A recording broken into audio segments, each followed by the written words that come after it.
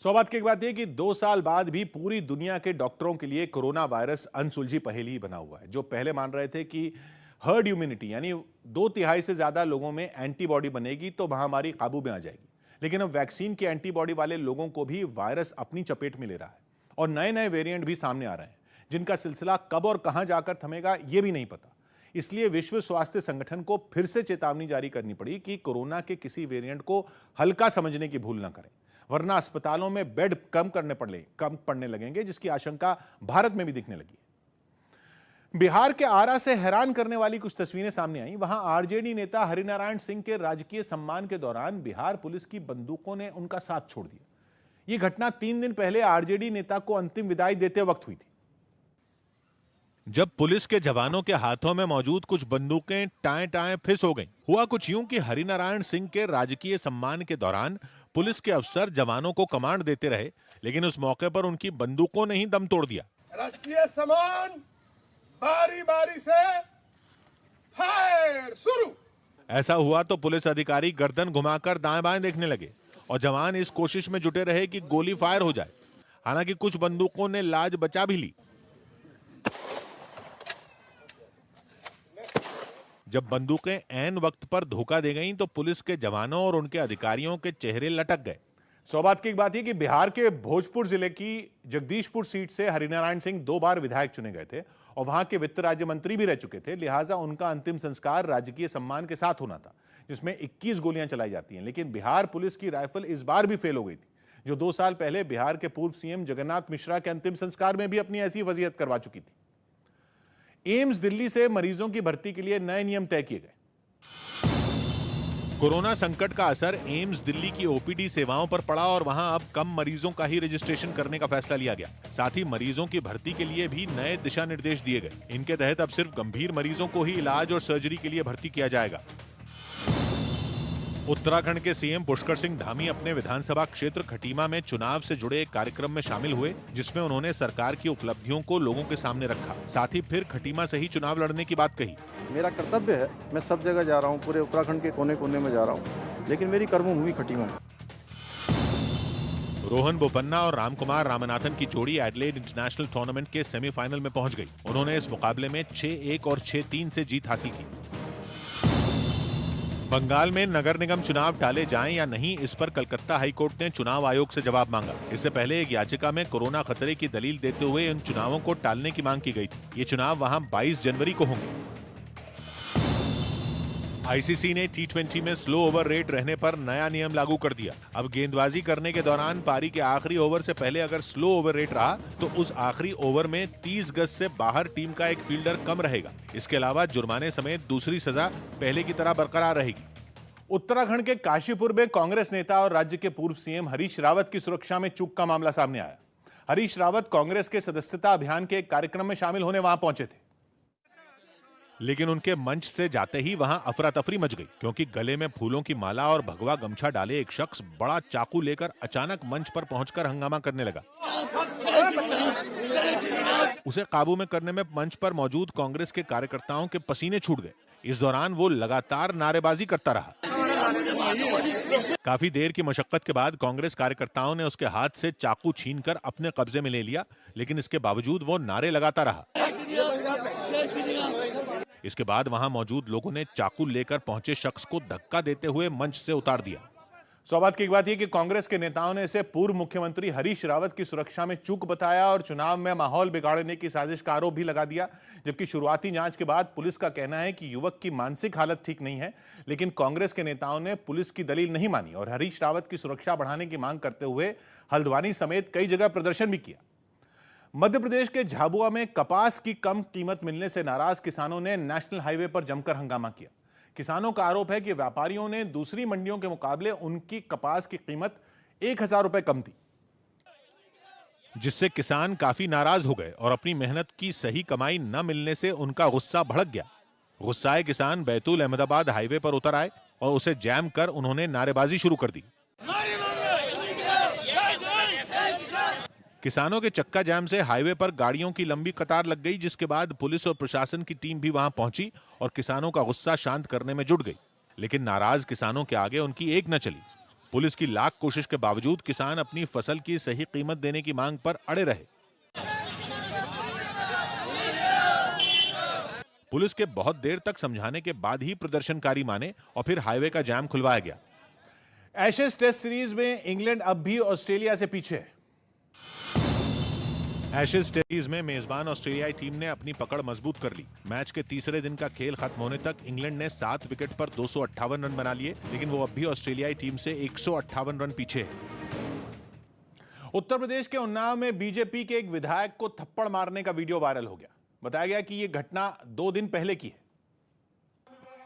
जब विधायक पंकज गुप्ता उन्नाव में एक जनसभा में शामिल हुए थे, तभी मंच पर चढ़े एक बुजुर्ग ने उन्हें थप्पड़ मार दिया, जिसके बाद बीजेपी के कार्यकर्ताओं ने उन्हें जबरदस्ती मंच से नीचे उतार दिया। इस दौरान विधायक पंकज गुप्ता उनसे थप्पड़ मारने की वजह पूछते रह गए। अरे क्या हुआ? अरे क्या हुआ? लेकिन इस वीडियो के वायरल होते ही विपक्षी पार्टियां बीजेपी को घेरने में जुट गईं। समाजवादी पार्टी ने अपने ट्वीट के जरिए इसे लोगों का गुस्सा बताया, जबकि कांग्रेस ने ट्वीट कर इस घटना की निंदा की। साथ ही जनता के गुस्से को जायज भी ठहराया। सौभाग्य की बात है कि उन्नाव के विधायक 1.5 साल पहले पुलिस अधिकारी के खिलाफ धरने पर बैठने की वजह से सुर्खियों में आए थे, जो 2 दिन पहले एक गांव में शहीद की मूर्ति का लोकार्पण करने पहुंचे थे। और वहीं भारतीय किसान यूनियन की टोपी लगाए एक बुजुर्ग ने मंच पर आकर विधायक को थप्पड़ मार दिया, जिसके बारे में बताया जा रहा है कि वो आवारा जानवरों से परेशान था, क्योंकि उसकी फसल जानवरों ने बर्बाद कर दी थी। देश में पहली बार समंदर में टैक्सी का सफर मुमकिन होने वाला है। मुंबई के लोगों का सफर वाटर टैक्सी के जरिए न केवल आसान बनेगा, बल्कि कम समय में भी तय होगा।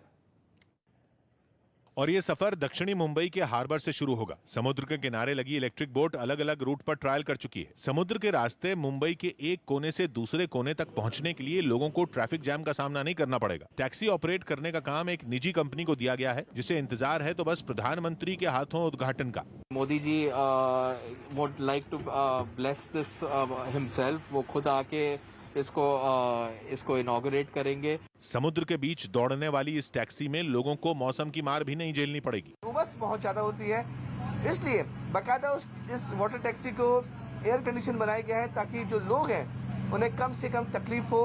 टैक्सी में यात्रियों की सुरक्षा का खास ख्याल रखा गया है। एयर कंडीशन बोट है, तो हमने additional precautions as life jackets, safety harnesses, everything is there on every boat. दावा किया जा रहा है कि इस वाटर टैक्सी से लोगों का काफी वक्त बच जाएगा और यह सफर लोगों की जेब पर भी भारी नहीं पड़ेगा। शुरुआत में 4 रूटों पर वाटर टैक्सी चलाई जाएगी। ये रूट होंगे हार्बर से नवी मुंबई, बेलापुर, जवाहरलाल नेहरू पोर्ट ट्रस्ट जिसे जेएनपीटी कहा जाता है, और नेरुल। इन चारों जगहों पर सड़क के रास्ते पहुंचने में 1-2 घंटे का वक्त लगेगा, और अगर ट्रैफिक जैम ज्यादा हो तो कभी कभी इससे भी कहीं ज्यादा वक्त लगता है। लेकिन अगर वाटर टैक्सी के रास्ते ये सफर तय किया जाए तो समुद्र में 20 से 25 मिनट का आरामदायक सफर एक जगह से दूसरी जगह तक पहुंचा देगा। समुद्र में यह टैक्सी करीब 50 किलोमीटर प्रति घंटा की अधिकतम रफ्तार से चलेगी। लोगों के लिए इस सफर की कीमत 200 रुपए से 700 रुपए के बीच होगी। पहले से सीट की बुकिंग करने पर किराया कम भी हो जाएगा, जबकि कंपनी का कहना यह भी है कि भविष्य में यह कीमत और भी नीचे लाई जा सकती है। सौभाग्य की एक बात यह कि मुंबई में डोमेस्टिक क्रूज टर्मिनल से अगर किसी को नेरुल तक जाना हो तो सड़क के रास्ते 34 किलोमीटर चलना पड़ेगा, जबकि समंदर के रास्ते वही दूरी 19 किलोमीटर है। और मुंबई में एलिफेंटा, मांडवा, मड आइलैंड जैसे दर्जन भर इलाके हैं जहां समंदर का रास्ता छोटा पड़ता है, लेकिन वहां फेरी यानी बड़ी नाव सिर्फ 4 रूट पर चल रही है। जबकि 15 से 50 यात्रियों को ढोने वाली वाटर टैक्सी चलाने के लिए मुंबई में 1 दर्जन रूट तय किए गए हैं। जहां शुरुआत में वाटर टैक्सी से यात्रा थोड़ी महंगी तो पड़ेगी, लेकिन समय की बहुत बचत होगी और माना जा रहा है कि यात्रियों की दिलचस्पी बढ़ेगी तो वाटर टैक्सी का किराया भी कम हो जाएगा। पाकिस्तान में सुप्रीम कोर्ट की पहली महिला जज का नाम तय हो गया। पाकिस्तान में आयशा मलिक वहां की सुप्रीम कोर्ट की पहली महिला जज बनेंगी। पाकिस्तानी न्यायिक आयोग ने उनकी नियुक्ति को मंजूरी दे दी। आयशा मलिक अभी लाहौर हाई कोर्ट की जज हैं। कलकत्ता हाई कोर्ट ने गंगा सागर मेले के आयोजन को मंजूरी दे दी। साथ ही कोर्ट ने 3 सदस्यों की एक कमेटी बनाने का निर्देश भी दिया। ये कमेटी देखेगी कि मेले में सभी कोरोना नियमों का पालन हो रहा है या नहीं। इस कमेटी की सिफारिश पर मेला बंद भी किया जा सकता है। बिहार कांग्रेस अध्यक्ष मदन मोहन झा की कोरोना रिपोर्ट पॉजिटिव आई। इसके बाद उन्होंने खुद को क्वारंटीन कर लिया। अमेरिकी संसद में हुई हिंसा का 1 साल पूरा हो गया, जिस पर वहां 2 मिनट का मौन रखा गया। पिछले साल जो बाइडेन के राष्ट्रपति पद संभालने से पहले ट्रंप समर्थकों ने संसद के भीतर जबरन घुसकर तोड़फोड़ कर दी थी, जिसमें 4 लोगों की मौत हो गई थी। यूपी के कई शहरों में कारोबारियों पर हुई छापेमारी के मुद्दे को उठाते हुए बीजेपी ने समाजवादी पार्टी को घेर लिया। बीजेपी नेता अमित मालवीय ने अपने ट्विटर पर 2015 की कुछ तस्वीरें शेयर की, जिनमें अखिलेश यादव के साथ पंपी जैन भी दिखाई दिए, जिनके ठिकानों पर हाल ही में आयकर विभाग ने छापेमारी की थी। बीजेपी के इस हमले का जवाब देने में समाजवादी पार्टी ने भी देरी नहीं की। झूठ से भारतीय जनता पार्टी का भला होने वाला नहीं है। अब जनता भारतीय जनता पार्टी के झूठ को समझ चुकी है।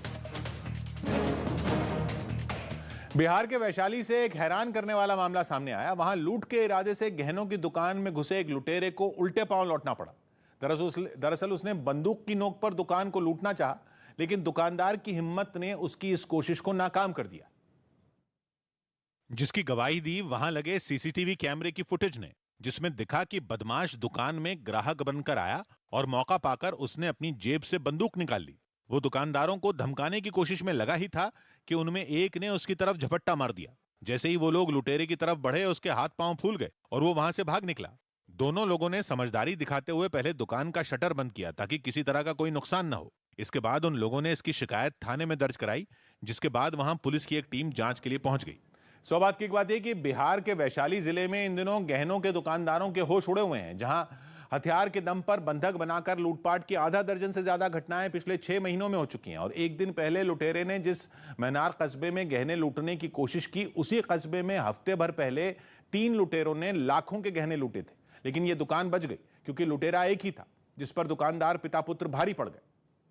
महाराष्ट्र के नागपुर में आरएसएस मुख्यालय के आतंकियों के निशाने पर होने की खुफिया जानकारी सामने आई, जिसकी पुष्टि पुलिस विभाग ने भी की और बताया कि जैश ए मोहम्मद के आतंकियों ने आरएसएस मुख्यालय की रेकी की, जिसके लिए वो कुछ दिन पहले नागपुर भी आए थे और आरएसएस हेडक्वार्टर के अलावा शहर के कई अहम ठिकानों की रेकी की थी।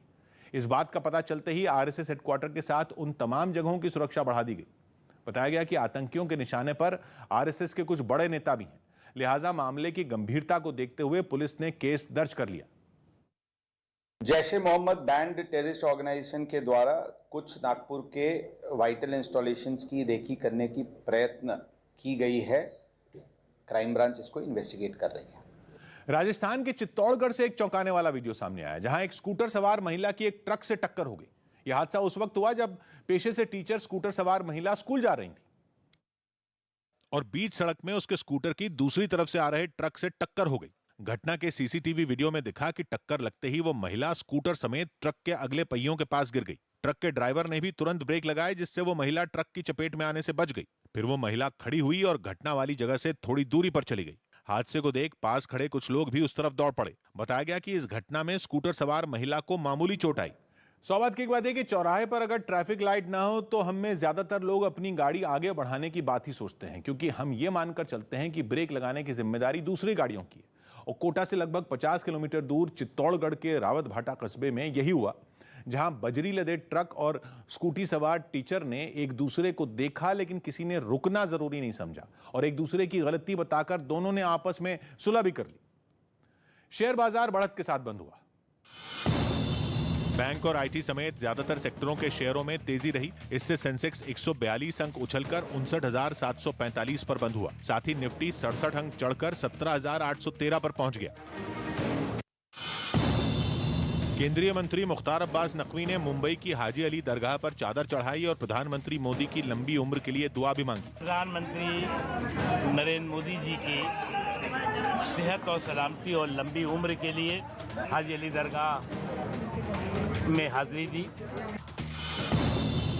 स्पोर्ट्स अथॉरिटी ऑफ इंडिया के बेंगलुरु सेंटर में भी 15 एथलीटों की कोरोना रिपोर्ट पॉजिटिव आई। यूपी के मुख्यमंत्री योगी आदित्यनाथ ने अयोध्या में कुछ अधिकारियों के साथ एक बैठक की, जिसमें ओमिक्रॉन संकट से निपटने की तैयारियों पर चर्चा की गई। दिल्ली के बेगमपुर इलाके में एक मकान ढह गया। इस हादसे में 2 लोगों की मौत हो गई, जबकि 2 लोग घायल हो गए।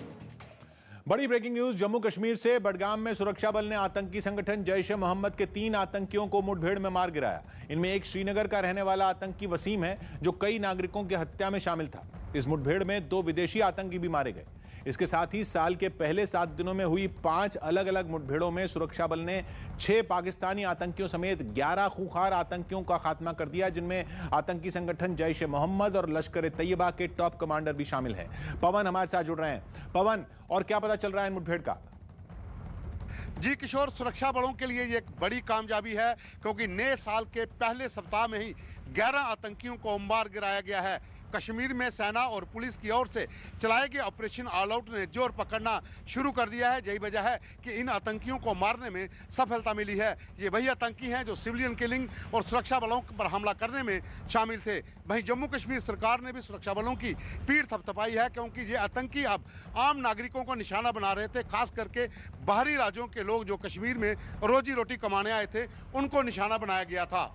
और आतंकियों के खिलाफ इस ऑपरेशन को और तेज करते हुए सुरक्षा बल ने बडगाम में हुई मुठभेड़ में 3 आतंकियों को मार गिराया जो आतंकी संगठन जैश ए मोहम्मद से जुड़े थे। जिनके वहां छिपे होने की खुफिया खबर मिलने के बाद सुरक्षा बल के जवानों ने पूरे इलाके को घेर लिया। इसके बाद आतंकियों को पकड़ने के लिए अभियान शुरू किया गया। जवानों को अपने ठिकाने की ओर आते देख आतंकियों ने फायरिंग करते हुए वहां से भागने की कोशिश की, जिसके बाद सुरक्षा बल के जवानों ने भी मोर्चा संभाल लिया।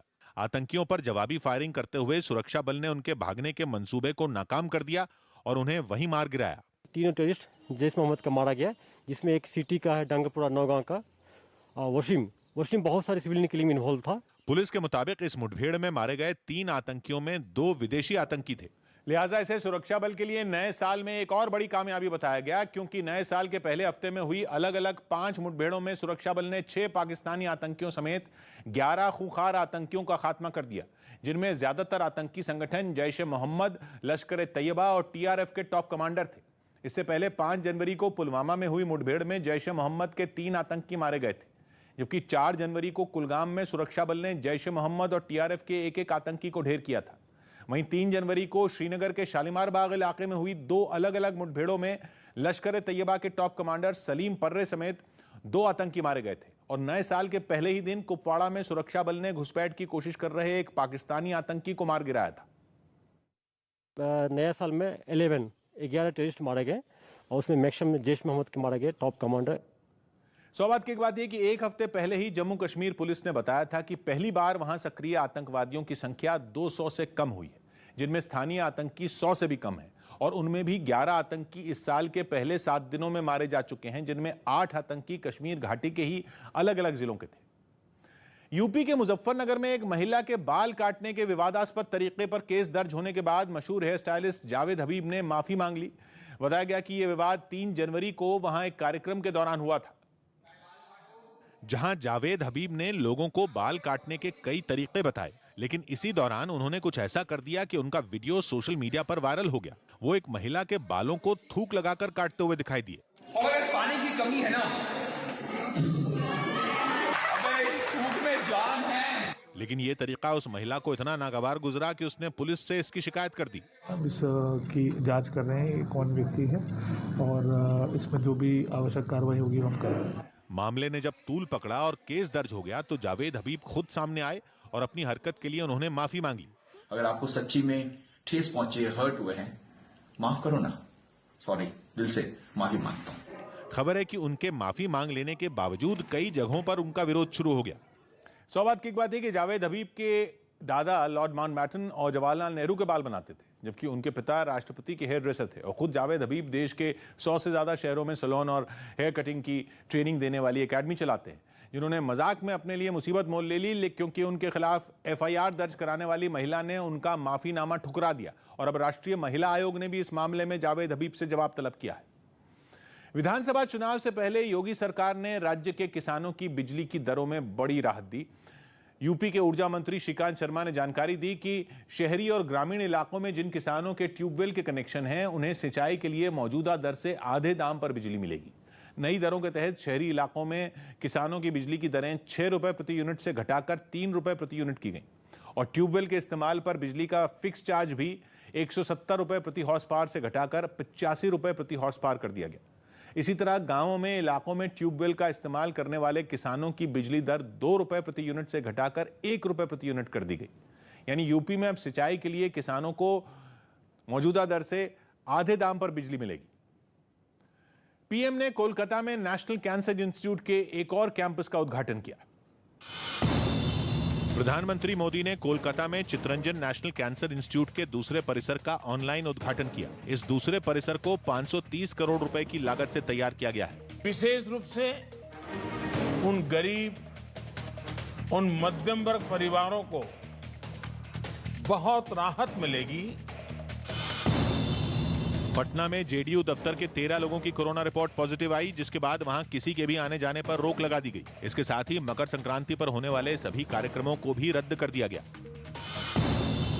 अमेरिका के विस्कॉन्सिन में एक गोदाम में लगी आग भड़क गई, जिससे वहां पास की 2 काफी पुरानी इमारतें जलकर राख हो गईं। बताया गया कि ये दोनों इमारतें 1890 और 1894 में बनकर तैयार हुई थीं। सर्बिया के टेनिस खिलाड़ी नोवाक जोकोविच के समर्थन में कुछ लोगों ने ऑस्ट्रेलिया के मेलबर्न के एक होटल के बाहर प्रदर्शन किया। जोकोविच को इसी होटल में क्वारंटीन किया गया है। जोकोविच वहां ऑस्ट्रेलियन ओपन में हिस्सा लेने पहुंचे थे, लेकिन क्योंकि 2 दिन पहले कोरोना नियम पूरा न करने पर उनका वीजा एयरपोर्ट पर ही रद्द कर दिया गया था। इसके बाद जोकोविच ने वहां की अदालत में याचिका दायर करते हुए अपना वीजा रद्द करने का विरोध किया। नियम है कि ऑस्ट्रेलिया के मेलबर्न में आने वाले को ये बताना होता है कि उसने कोरोना वैक्सीन लगवाई है या नहीं, लेकिन यही बात पहले जोकोविच नहीं बताना चाहते थे। अब इस पूरे मामले की सुनवाई सोमवार को होगी। दिल्ली के पास यूपी के गाजियाबाद में पुलिस ने 7 ऐसे आरोपियों को गिरफ्तार किया जिन पर प्रिंटर से नकली नोट छापने का आरोप है। पुलिस ने इनके पास से 6,69,000 के नकली नोट भी बरामद किए। कोरोना संकट के बीच मध्य प्रदेश सरकार ने एक नया फैसला लिया।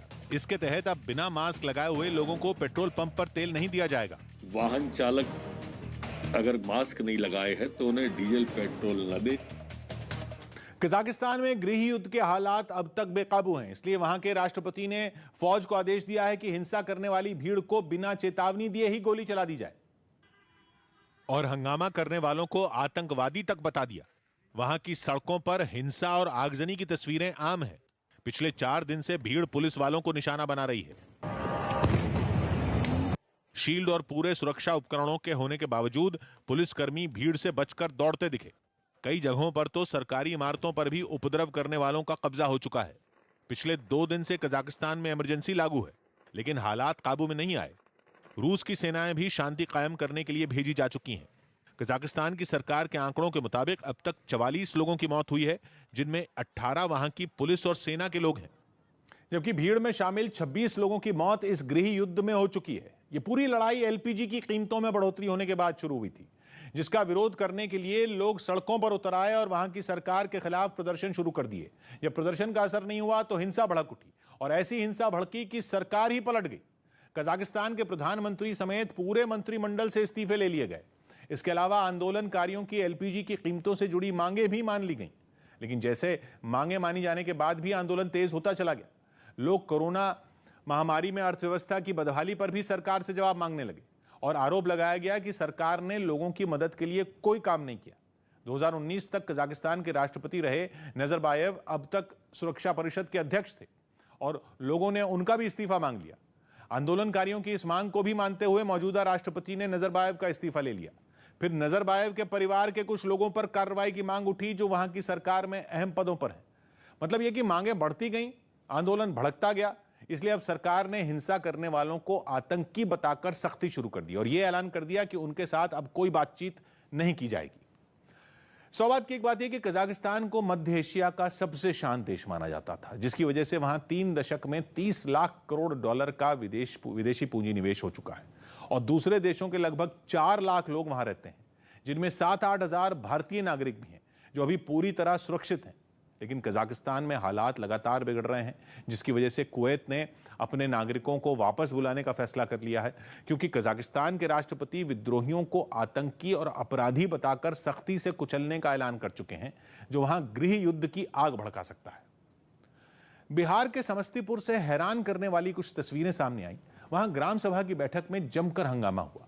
गांव वालों का आरोप है कि पंचायत के आवास सहायक ने प्रधानमंत्री आवास योजना के तहत जिन लोगों को फायदा मिलना था उस लिस्ट में कुछ हेराफेरी की, जिस पर चर्चा करने के लिए कई गांव वाले वहां पहुंचे, लेकिन बातों ही बातों में मामला बढ़ता चला गया और उन लोगों ने पंचायत के आवास सहायक के साथ धक्का मुक्की और मारपीट शुरू कर दी। बड़ी संख्या में जुटे गांव वालों ने उन्हें चारों तरफ से घेर लिया।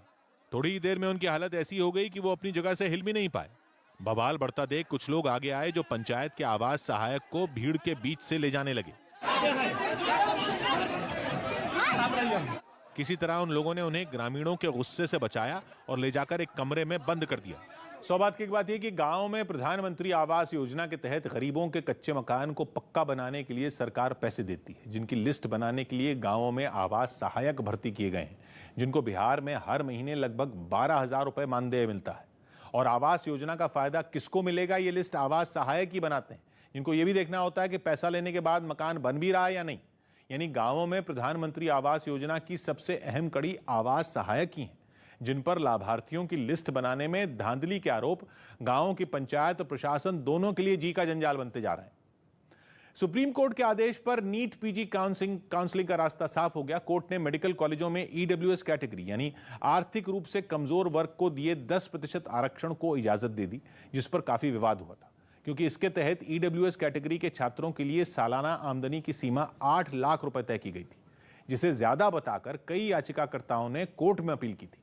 हालांकि कोर्ट ने अपने फैसले में साफ किया कि यह मंजूरी सिर्फ मौजूदा सत्र के लिए ही दी गई है, जबकि अगले साल के लिए यह फैसला लागू होगा या नहीं, इस पर मार्च के तीसरे हफ्ते में अगली सुनवाई होगी। यानी कोर्ट के फैसले के बाद मौजूदा सत्र के लिए मेडिकल कॉलेजों में दाखिला शुरू हो जाएगा।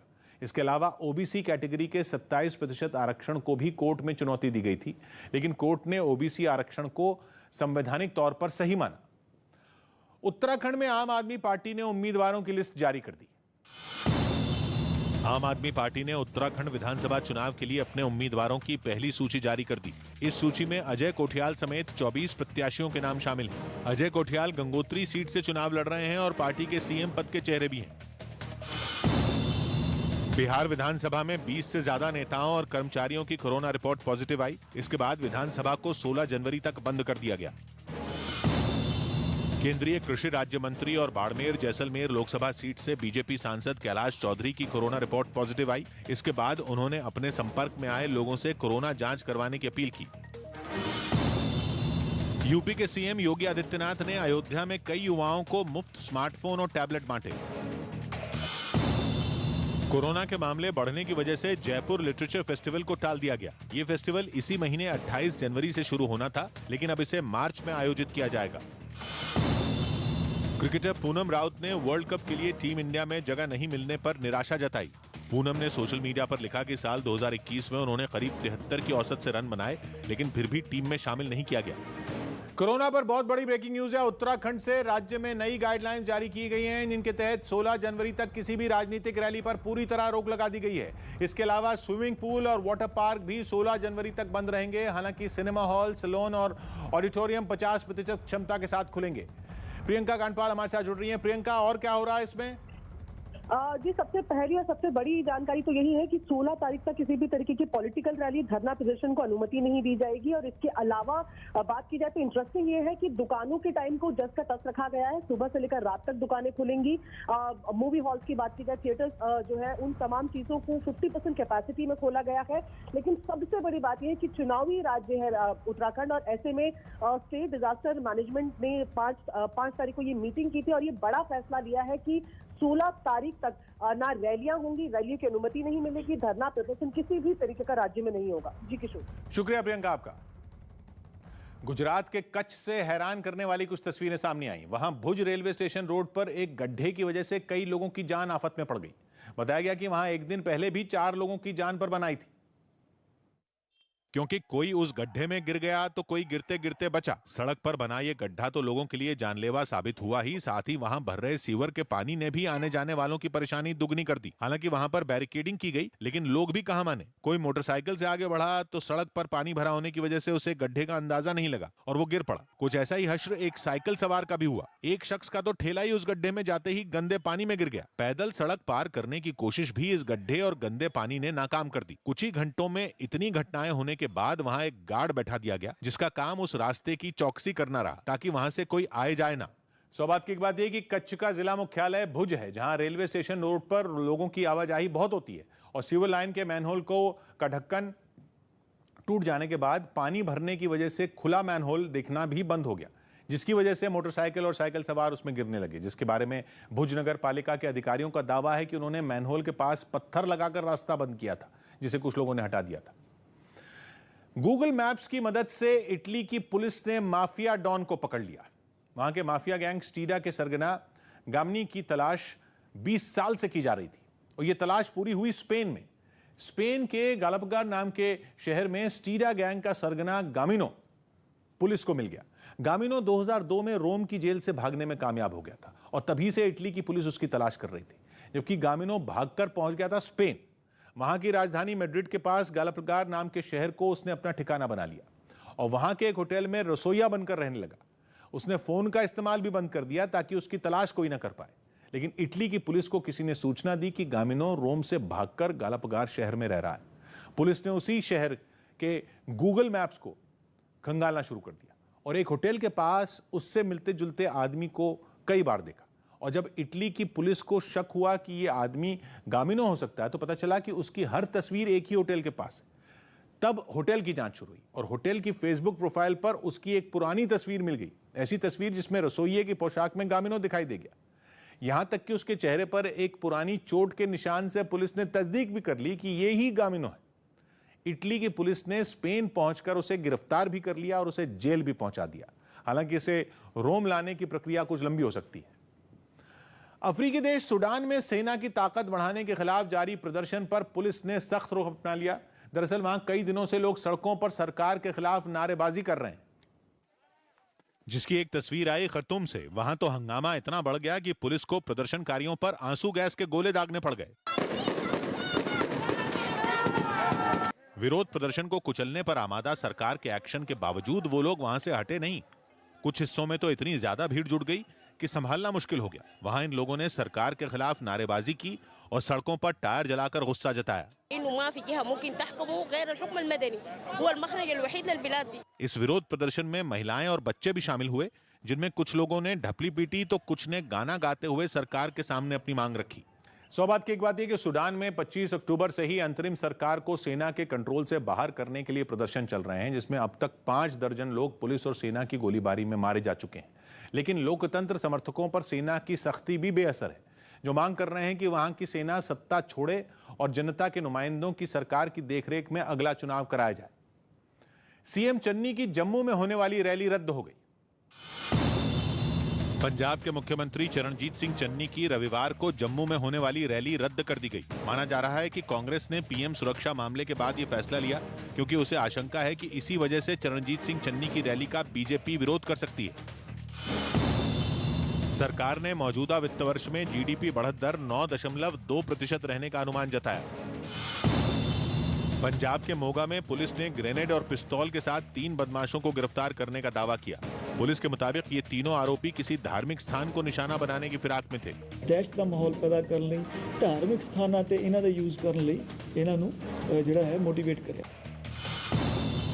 पंजाब के अमृतसर एयरपोर्ट पर इटली के रोम से आए 285 यात्रियों में फिर 173 कोरोना पॉजिटिव पाए गए। एक दिन पहले भी इटली से आने वाले 125 यात्रियों की कोरोना रिपोर्ट पॉजिटिव आई थी।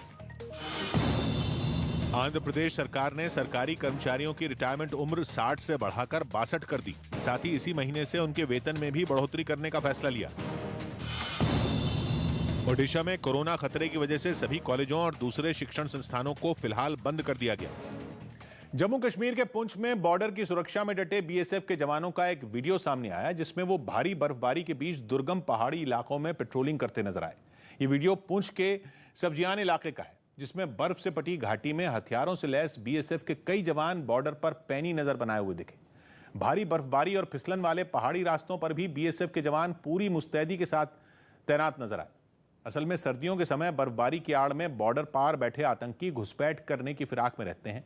ऐसे में बॉर्डर पर जवानों की चुनौती काफी बढ़ जाती है। यही वजह रही कि बीएसएफ के जवान मुश्किल हालात में भी एलओसी पर डटे नजर आए। बिहार से जातीय जनगणना पर बड़ी खबर आई। वहां इस मुद्दे पर लालू प्रसाद यादव और नीतीश कुमार की पार्टियां साथ आ सकती हैं। आरजेडी ने तो जेडीयू को यह ऑफर तक दे डाला कि अगर जातीय जनगणना पर बीजेपी ने साथ छोड़ा तो वो इसका साथ देगी और नीतीश सरकार का समर्थन करेगी। मतलब ये कि जातीय जनगणना पर बिहार की 2 विरोधी पार्टियां एक साथ आ सकती हैं। चंद्रमोहन कुमार इस पर हमें और बता रहे हैं। चंद्रमोहन, क्या पता चल रहा है? जी किशोर, लालू यादव इससे पहले भी फिर से सत्ता में आने के लिए कई बार नाकाम कोशिश कर चुके हैं, जिसमें उन्होंने पहले बीजेपी विधायकों को तोड़ने की कोशिश की और फिर उन्होंने पहले जीतन राम मांझी और फिर मुकेश सहनी को अपने पाले में लाने की कोशिश की और अब आरजेडी सीधे जातिगत जनगणना के बहाने नीतीश कुमार के ऊपर डोरे डाल रही है। जाहिर सी बात है, जातिगत जनगणना को लेकर बीजेपी और जेडीयू की राहें अलग अलग है। जातिगत जनगणना को लेकर सर्वदलीय बैठक होनी है, उसमें वो शामिल होती है या फिर नहीं, जिसका इंतजार नीतीश कुमार भी कर रहे हैं। वैसे आरजेडी और जेडीयू पहले भी एक साथ मिलकर सरकार बना चुके हैं, लेकिन उस गठबंधन का जो हश्र हुआ वो किसी से छिपा नहीं है। लेकिन अब ऐसा लग रहा है कि जातीय जनगणना का मुद्दा फिर से दोनों पार्टियों के बीच दोस्ती की वजह बन सकता है और दो विरोधी साथ आ सकते हैं। आरजेडी ने तो इसके संकेत भी दे दिए और जेडीयू की ओर दोस्ती का हाथ बढ़ा दिया। आरजेडी के प्रदेश अध्यक्ष ने जातीय जनगणना के मुद्दे पर जेडीयू को ऑफर दिया और जेडीयू को प्रस्ताव दिया कि अगर इस मुद्दे पर बीजेपी ने जेडीयू का साथ नहीं दिया तो नीतीश कुमार चिंता ना करें, क्योंकि अगर बीजेपी ने उनका साथ छोड़ा तो जातीय जनगणना के लिए आरजेडी उनका साथ देगी और नीतीश कुमार की सरकार नहीं गिरने देगी। आरजेडी ने हाथ बढ़ाया तो जेडीयू ने भी दबी जुबान से ही शुक्रिया कहा। मतलब जातीय जनगणना के मुद्दे पर बिहार में बीजेपी अलग थलग पड़ती दिख रही है और आरजेडी और जेडीयू के साथ आने की अटकलें लग रही हैं। खबर तो यह भी है कि दोनों पार्टियों के बीच कुछ खिचड़ी पक रही है, जिसके बारे में मकर संक्रांति के बाद पता चल सकता है।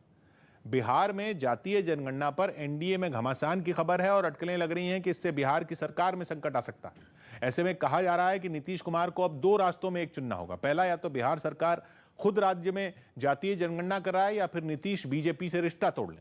हालांकि नीतीश कुमार ने दिल्ली में यह साफ कर दिया था कि अभी वो इस बारे में सभी पार्टियों से बात कर रहे हैं और जरूरत पड़ने पर बिहार सरकार खुद जातीय जनगणना करा सकती है।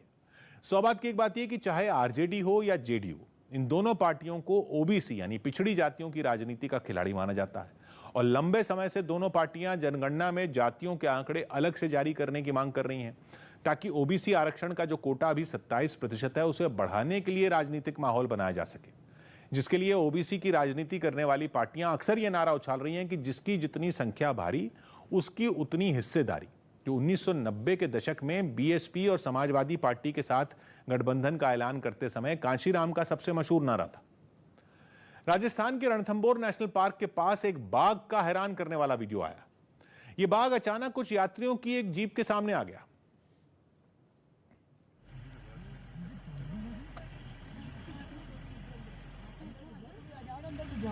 और बाघ को देखते ही लोगों के होश उड़ गए। रणथंभौर नेशनल पार्क ने ही वीडियो सोशल मीडिया पर डाला। बाघ धीमी चाल में गाड़ी की तरफ बढ़ता दिखा और गाड़ी में बैठे लोग गाड़ी को रिवर्स गियर में धीरे धीरे चलाने लगे। अंधेरे के बीच गाड़ी की हेडलाइट सीधा बाघ के चेहरे पर पड़ रही थी। जिस तरह बाघ गाड़ी की तरफ बढ़ रहा था, उसे देखकर पर्यटकों को लग रहा था कि वो उन पर कभी भी हमला कर देगा, लेकिन थोड़ी दूर तक चलने के बाद बाघ ने अचानक रास्ता बदल लिया और वो जंगल की तरफ चला गया।